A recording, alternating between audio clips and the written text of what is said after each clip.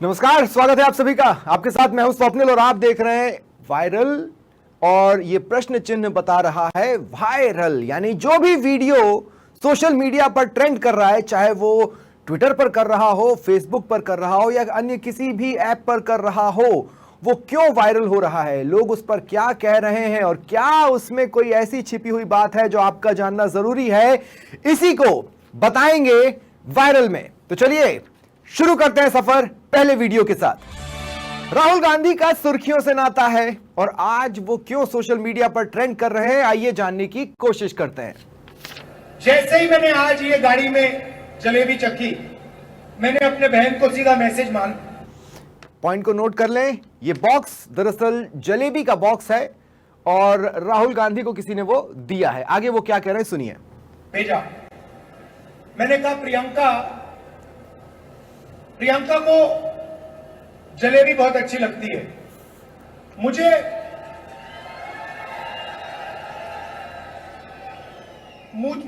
आमतौर से दूसरी मिठाई अच्छी लगती है, मगर जैसे मैंने ये जलेबी चखी, मैंने प्रियंका को सीधा मैसेज मारा, मैं पढ़ लेता हूं जो मेरे। तो एक बात आप समझ लीजिए कि अगर आप कार्यकर्ता हैं और आने वाले दिनों में राहुल गांधी से आपकी मुलाकात होने वाली है और आप इस जद्दोजहद से गुजर रहे हैं कि हम राहुल को अपनी तरफ से क्या गिफ्ट करें, तो आप उन्हें अपने एरिया की फेमस जलेबी खिला सकते हैं। वो न केवल राहुल गांधी को पसंद है बल्कि प्रियंका गांधी की भी फेवरेट स्वीट डिश है। क्या मैसेज किया राहुल ने प्रियंका को, एक बार सुनिए। कोर्ट में है, मैंने कहा प्रियंका, आज मैंने अपनी लाइफ में सबसे अच्छी जलेबी खाई है कि ये जो आपकी जलेबी है। इस पोर्शन को बहुत ध्यान से आप सुनिएगा कि जलेबी को लेकर किस तरह से वो सियासत के इर्द गिर्द एक ताना बाना बुन रहे हैं। पूरे हिंदुस्तान में जानी चाहिए और उसके बाद बाकी देशों में, अमेरिका में, जापान में अलग अलग रूप लेते हुए इसको दूसरे देशों में जाना चाहिए। तो सुना आपने। अब एक बात बताइए, जब आप अपने घरों से निकलते हैं और किसी भी तरफ जाते हैं या किसी भी गली से निकलते हैं, हर गली नुक्कड़ पर जलेबी मिलती है, लेकिन राहुल गांधी जनसभा में ये कहते नजर आ रहे हैं कि इस जलेबी को देश भर में जाना चाहिए, विदेशों में भी जाना चाहिए। तो एक्सपोर्ट प्लानिंग राहुल गांधी जलेबी की कर रहे हैं, लेकिन सोशल मीडिया यूजर्स ये सवाल उठा रहे हैं कि जो चीज हर जगह मिलती है वहां भेजकर आप करेंगे क्या। अच्छा, एक दो पॉइंट्स और समझने की जरूरत है। जलेबी को गर्मा गर्म ही खाया जाता है। अगर आधे घंटे, 1 घंटे, 2 घंटे का वेट करना पड़ जाए तो वो जलेबी नरम पड़ जाती है। तो अब आप इमेजिन कीजिए कि इस जलेबी को अगर एक्सपोर्ट किया जाता है तो जिस तक वो पहुंचेगी वो उसको खाना भी चाहेगा, या फिर अपने एरिया में घूमकर किसी गर्म जलेबी वाले को ढूंढकर एक प्लेट जलेबी लेकर वो अपनी स्वीट टूथ जो कहा जाता है उसकी भूख को मिटा लेगा। ये अपने आप में गंभीर सवाल है। एक और बात, राहुल गांधी छोटे दुकानदारों के बारे में बताना चाहते थे। इस बात को समझना बहुत जरूरी है। भैया, हमने और आपने तो मोटे तौर पर वही देखा है कि कागज की कुछ प्लेटें हैं, उस पर जलेबी रख दी और आपको दे दी गई, या फिर ज्यादा से ज्यादा जो डिस्पोजेबल प्लेट्स होती हैं उसमें जलेबी रख दी गई। लेकिन अगर किसी दुकान में एक बड़े डब्बे में जलेबी पैक की जा रही है तो वो छोटा दुकानदार तो नहीं है, ये आम समझ की बात है, वो कोई बड़ा दुकानदार है। उसका उदाहरण राहुल गांधी ने यहां दिया और जलेबी की एक्सपोर्ट प्लानिंग बताई, जिस पर सोशल मीडिया काफी एग्रेसिवली उन पर सवाल उठा रहा है। यहीं पर राहुल नहीं रुके, वो आगे भी बढ़े और उन्होंने क्या कहा वो भी सुनना दिलचस्प है। तो अगर इनकी जलेबी बाकी हिंदुस्तान में जाएगी, बाकी दुनिया में जाएगी, तो शायद उनकी फैक्ट्री में एक दिन 10,000, 20,000, 30,000, 50,000 लोग काम कर सके। मगर उनको तो जलेबियां फैक्ट्री में बन रही हैं, आप और हम हलवाइयों के यहाँ ढूंढते हैं या मिठाइयों की दुकानों पर ढूंढते हैं, लेकिन शायद जलेबियां फैक्ट्री में बन रही हैं। और अगर वो जलेबी फैक्ट्री में बन रही हैं तो ऐसी फैक्ट्रियां देश भर में लगनी चाहिए और वहां से विदेशों में भी एक्सपोर्ट होनी चाहिए। ये एक चुनावी विजन है राहुल गांधी का, और ये विजन यही नहीं रुकता, इसमें सेंटर को भी लपेटे में लिया जाता है। किस तरह से वो देखना बेहद दिलचस्प रहेगा। नरेंद्र मोदी जी ने चक्रव्यूह में फंसा रखा है। जैसे यहां पे महाभारत में कुरुक्षेत्र में अभिमन्यु को फंसाया गया था, वैसे ही इन्हीं को, मथुराम जी को चक्रव्यूह में फंसाया गया। तो सेंटर ने यानी बीजेपी ने एक ऐसा चक्रव्यूह रचा जिसमें छोटे दुकानदार फंस गए। ये स्टैंड कांग्रेस का बेहद क्लियर है, लेकिन जब एग्जाम्पल दिया जाता है तो इस बात का ध्यान रखना चाहिए। राहुल गांधी रखते भी होंगे। इससे पहले आप वो जानते ही हैं, वो आलू से सोना वाला एक बयान जो कि किसी और का था, फिर राहुल पर आया और फिर राहुल के साथ ही चिपक कर रह गया। उसी कड़ी में इसे दूसरा बयान सोशल मीडिया देख रहा है। जलेबी की फैक्ट्री, लेकिन उलझ जाना, चक्रव्यूह का रच लेना, बीजेपी पर यह आरोप लगाना कि छोटे दुकानदार फंस गए हैं और एक जलेबी से सीधे अंबानी अडानी तक पहुंच जाना, ये कला अगर किसी को आती है तो वो राहुल गांधी ही है। और वो इसी जलेबी के जरिए रोजगार की बात भी करते हैं। ये भी बेहद चौंकाने वाली बात है। एक तरफ पकौड़ा पॉलिटिक्स पर कांग्रेस लगातार निशाना साधती रही है, पकौड़े वाले बयान पर, और अब जलेबी पर कुछ उसी तरह के रोजगार के ख्वाब बुनने की कोशिश, इंटरनेशनल ख्वाब बुनने की कोशिश हुई है। खैर, ये अगला वीडियो जिस पर बातचीत शुरू करें, आपको बता दें किरोड़ी लाल मीणा एक बार फिर सुर्खियों में है।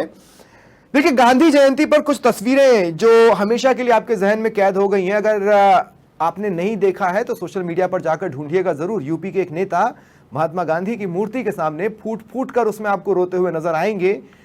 वो तस्वीरें हो सकता है किसी के भीतर किसी इमोशन को जगा दे, लेकिन 99.9% लोगों ने उस वीडियो को देखने के बाद सिर्फ अपनी हंसी जाहिर की, अपने व्यंग को जाहिर किया, अपने तंज को जाहिर किया।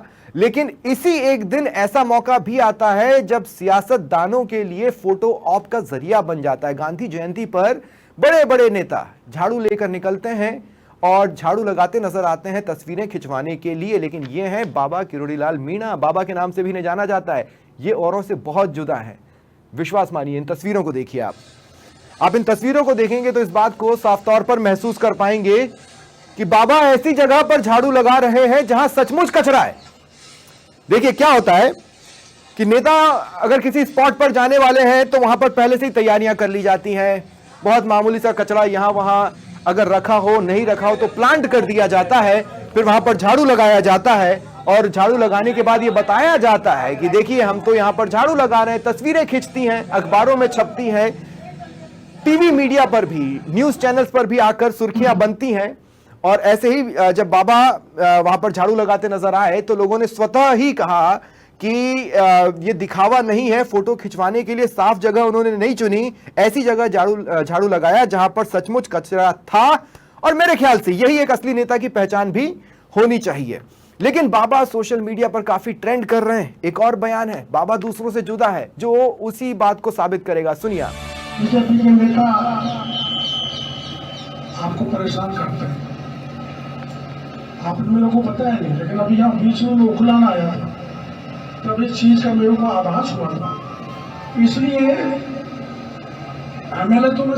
दरअसल इस तस्वीर के बारे में थोड़ा सा मैं आपको और बता देता हूं। देवली उनियारा से ये तस्वीरें सामने आई हैं और इन तस्वीरों की खासियत ये है कि किरोड़ी लाल मीणा की जनसभा चल रही है और किरोड़ी लाल मीणा यहां पर किसी पर निशाना साधते नजर आ रहे हैं। देवली उनियारा ये वही जगह है जहां पर आने वाले दिनों में उपचुनाव भी होना है।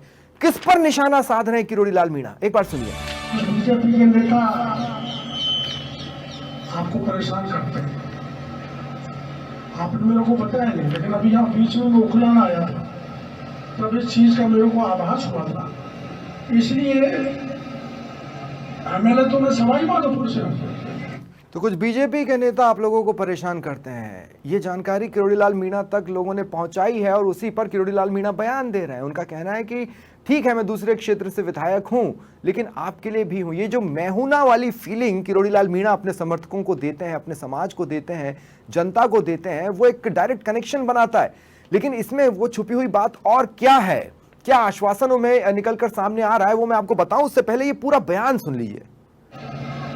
लेकिन पूरे उनियारा देवली के क्षेत्र के भाइयों से कह के जाना चाहता हूँ, कभी भी किसी भी प्रकार का काम, ट्रांसफर का, पोस्टिंग का, विकास के काम का, कॉलेज का, स्कूल का, इंग्लिश माध्यम का, हिंदी का, पुलिस का, पुलिस वाले तंग करते हैं, कैसा भी काम हो जाए के बाद गुंडे भी कम करते हैं। कोई बड़ा से बड़ा बाहुबली भी आपको परेशान करता तो मेरे को बताना, उन सब के इलाज करने की जिम्मेदारी मेरी। तो अब आप इस तरह के बयानों की उम्मीद करते हैं विपक्ष से।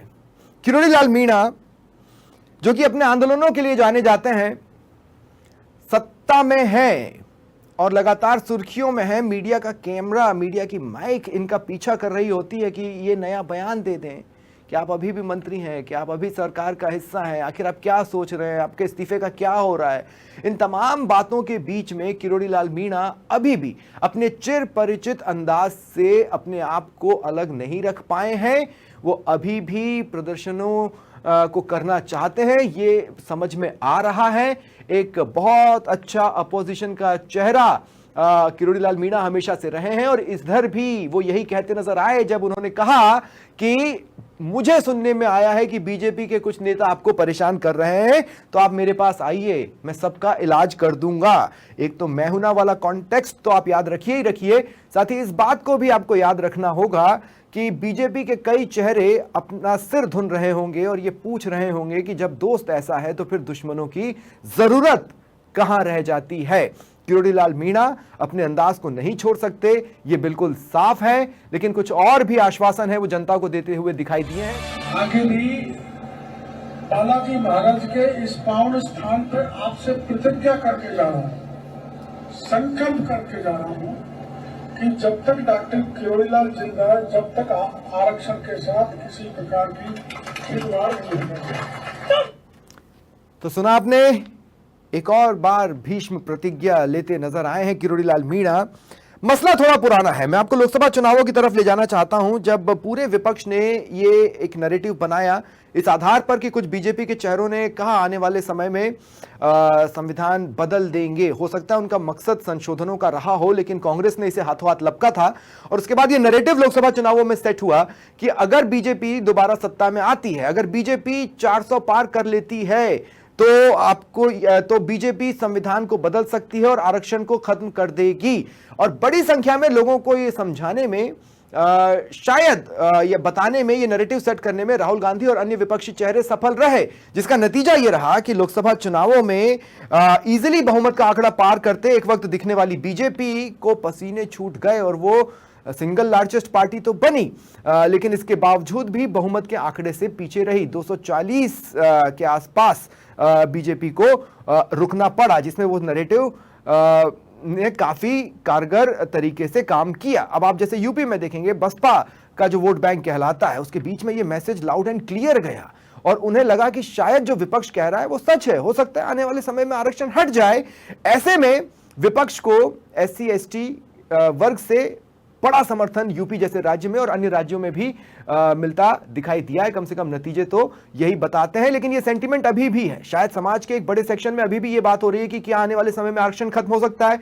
इसके पीछे समझने के लिए जरूरत है सुप्रीम कोर्ट का वो आदेश जिसमें क्रीमी लेयर की भी बात की गई थी, लेकिन वो एक सजेशन था जिसे केंद्र सरकार ने 24 घंटे के भीतर आकर बता दिया कि हम उस दिशा में नहीं बढ़ रहे हैं। बात हो रही थी कोटे में कोटा की, उसके बाद भी कई सारी बातें पब्लिक प्लेटफॉर्म्स पर आई। मतलब एक बड़ा सेक्शन है जो अभी भी डरा हुआ है कि कहीं आरक्षण खत्म होने वाला तो नहीं है, और उसी डर को दूर करने की कोशिश में किरोड़ी लाल मीणा लगातार डटे हुए हैं। कुछ दिनों पहले भी उन्होंने ये आश्वासन दिया था और एक बार फिर वो वही आश्वासन देते नजर आए हैं। अब बढ़ेंगे अगले वीडियो की तरफ। अशोक चांदना ट्रेंड कर रहे हैं, उन्होंने खुद एक वीडियो बनाकर सोशल मीडिया पर डाला है और बड़ा इंटरेस्टिंग है ये वीडियो, सुनिए आप। नमस्कार,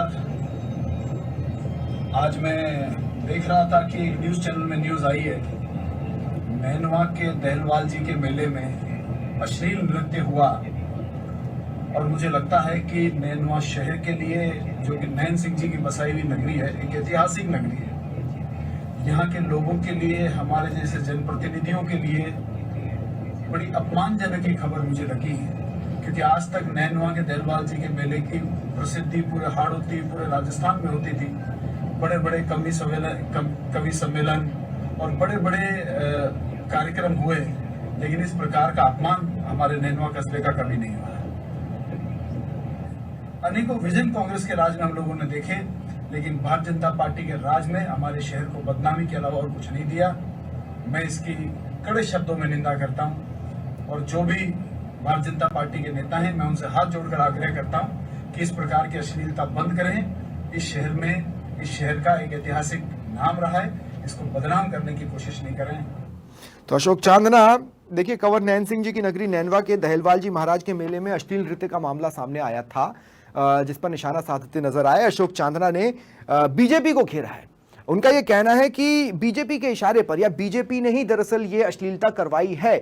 अब आपको कुछ दिनों पीछे ले जाना चाहता हूं। विधानसभा में कांग्रेस ने प्रदर्शन शुरू किया था और उस दौरान अशोक चांदना का एक वीडियो जमकर वायरल होता है, जिस पर कांग्रेस अशोक चांदना का बचाव करते भी नजर आती है। अगर आपको याद नहीं आ रहा है तो वो पैर दबाने वाले किस्से की मैं बात कर रहा हूं। उसमें हो सकता है कि अशोक चांदना कुछ और कहना चाहते हो, वहां पर कुछ और चल रहा हो। जो क्लैरिफिकेशन कांग्रेस ने दी वो पूरी तरह से सच हो, लेकिन जिस तरह से वो वीडियो प्रोजेक्ट हुआ था, उसके बाद अशोक चांदना भी, ऐसा लगता है कि शायद बीजेपी पर उसी तरह का कोई वार करने को लेकर आतुर थे, मौका ढूंढ रहे थे, मौका मिला और उन्होंने तर से जोड़ दिया। लेकिन ये सवाल तो आपके लिए भी, कि आपको लगता है कि कोई पार्टी किसी मेले में अश्लील नृत्य करवाएगी, या ये महज एक पॉलिटिकल स्टंट है जो अशोक चांदना करते नजर आ रहे हैं, जिसके चांसेस बहुत ज्यादा हैं?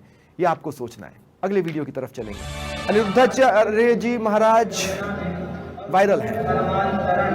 यदि हमारे मुख्यमंत्री जी चाहें तो धर्मांतरण को रोक सकते हैं। धर्मांतरण रोकिए, ये कहने के लिए, मांग उठाने के लिए महाराष्ट्र तक पहुंच गए अनिरुद्धाचार्य जी। और शिंदे साहब भी कुछ बोलने की कोशिश कर रहे हैं, लेकिन कथावाचक है, लंबा बोल सकते हैं। अनिरुद्धाचार्य जी कथावाचक हैं, और वैसे भी बाबाओं के दरबार में राजनेताओं के धोख लगाने की तस्वीरें कभी कम होंगी, ये कहना मुश्किल ही है। जिस तरह का ताना बाना रहा है, उसमें राजनेता मोह छोड़ नहीं पाते बाबाओं के दरबार में जाने का। लेकिन अनिरुद्धाचार्य जी जब महाराष्ट्र पहुंचे तो उन्होंने धर्मांतरण का मामला उठाया, और वहां के जो चीफ मिनिस्टर हैं शिंदे साहब, उनसे ये बोला कि धर्मांतरण रोकने के लिए आप कुछ कीजिए, ये बात मुझे बहुत परेशान कर रही है, ये बात मुझे बहुत कचोट रही है। जिस पर तुरंत ही सीएम शिंदे ने उन्हें आश्वासन दिया कि इस पर जल्दी कुछ किया जाएगा। अब आप देखिए, महाराष्ट्र में चुनाव है, उससे ठीक पहले गाय को वहां पर राज्य माता का दर्जा दिया जाता है। फिर अनिरुद्धाचार्य जी वहां पर पहुंचते हैं और धर्मांतरण का मसला उठाते हैं, जो कि एक पब्लिक सेंटिमेंट से जुड़ा मसला भी है। और जिस तरह का सामाजिक ताना बाना है महाराष्ट्र में, खासकर बड़े शहरों में, अगर आप छोटे कस्बों में भी जाएंगे तो एक सेंटिमेंट है, उसे कैश करने की कोशिश के तौर पर इसे देखा जा सकता है।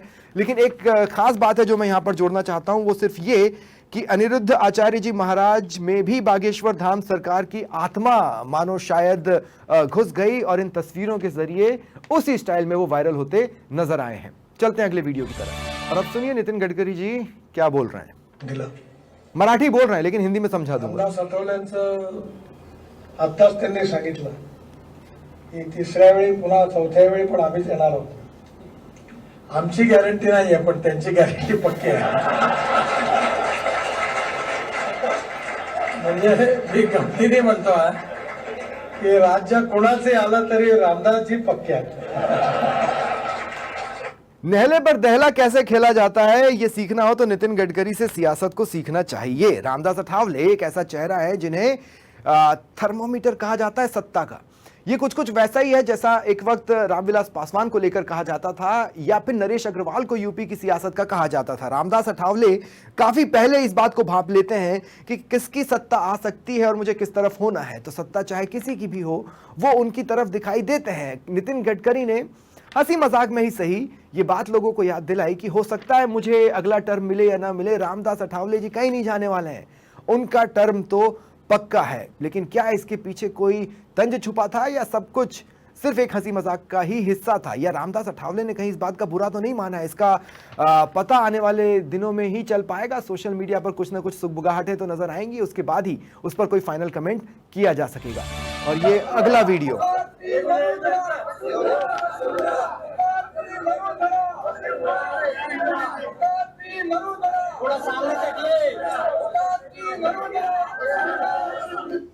तो वसुंधरा राजे दरअसल जोधपुर पहुंची थी पूर्व विधायक सूर्यकांता व्यास के निधन पर शोक व्यक्त करने के लिए। इस बीच एयरपोर्ट पर पहुंचने पर उनका स्वागत हुआ, उनके समर्थन में जोरदार तरीके से नारेबाजी की गई और ये तस्वीरें सोशल मीडिया पर वायरल हो रही हैं। इसमें लोग तरह तरह के कमेंट्स कर रहे हैं। कुछ लोगों का कहना है कि यदा कदा वो तस्वीरों में नजर आ जाती हैं, उतनी एक्टिव नजर नहीं आ रही हैं, लेकिन कुछ लोग ये भी कह रहे हैं कि हो सकता है आने वाले समय में कुछ बड़ा होने वाला हो, कुछ बड़ी जिम्मेदारी पार्टी की तरफ से उन्हें दी जा सकती है। इसका जवाब तो भविष्य के गर्भ में ही है, लेकिन सोशल मीडिया वसुंधरा राजे से जुड़ी किसी भी खबर पर काफी एक्साइटेड हो जाता है और उसी कड़ी में ये तस्वीरें आज वायरल रही हैं। तो ये थे वायरल वीडियो जिन पर आपका ध्यान खींचने की कोशिश हमने की है। अगर आप चूक गए थे तो इन वीडियोस के बारे में आपने जान लिया है। मैं ये जरूर कहूंगा कि सोशल मीडिया पर जाइए और इन ट्रेंड होते वीडियोस पर जो मजेदार कमेंट्स नीचे आ रहे हैं, जो आप और हमारे जैसे ही लोग कर रहे हैं, उनको जरूर पढ़िए।